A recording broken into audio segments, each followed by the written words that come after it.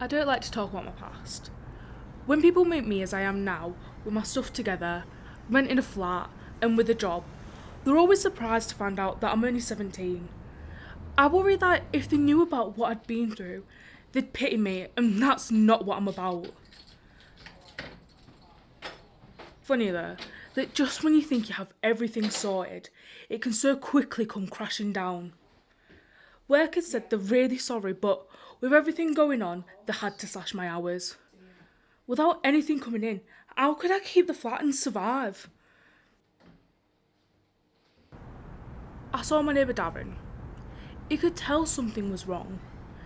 He was the same age as me, and I barely knew him, but I just opened up. I don't know why. He said he could help me out. I thought he might be dodgy, but I felt better when he said it was his mum who might have worked for me. Darren's mum was intense. She was asking me loads of questions.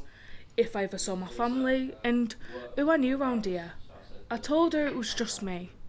She even asked if I'd ever been a sex worker. I was embarrassed and told her of course I hadn't. She seemed happy with what I'd said, and started to relax. Darren's mum was a dealer. She sold weed and told me she didn't deal anything harder around here.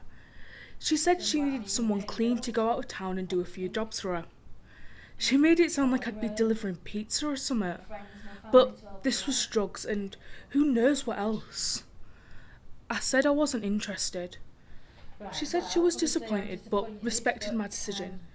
She gave me 50 quid and said it was a gift. I tried not to take it, but she made me and said the offer was still open if I changed my mind. That night, I couldn't sleep. I thought about how my rent was due and how they promised me the work they were offering was safe. The next day, I went back and told him I was in. Is that job offer still open? I took the phone Darren gave me and went to the addresses in another city like I was told. The first house had people tooled up and they had more stuff to move to different addresses. I thought I'd only have to stay over one night, maybe in a cheap hotel, but I soon knew that it was going to be 3 or 4 nights, and I had to stay at one of the addresses to make sure I didn't disappear with whatever package I had to move on. At night, I sat with my back against the door, in case anyone tried to rob me, or worse. One of the addresses had a couple of girls there who must have been like 14, and I really couldn't tell if they wanted to be there or not. I hated every minute and wished I'd never got involved. My boss messaged me saying I hadn't turned up for my shift. I replied to say I was ill. He didn't text me again after that. You see these posts about missing kids who seem to turn up in no time, but it wasn't like that for me. No one even knew I was gone.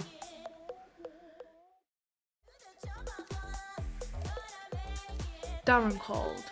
He said that was my last pickup and that I had to take it to her address in Hull. I was so relieved. I got to the final drop-off. There were 2 guys. They were drunk or high or both. They seemed to have the wrong idea about why I was there. One of them was pulling me towards him like I was some kind of prostitute. The other guy had to stop him, saying that they couldn't do that there. I cried. Not because I'd been hit. I was exhausted. I hadn't made the drop off like I was supposed to. Darren and his mum wouldn't be happy, but I couldn't go back there. I just needed to get home.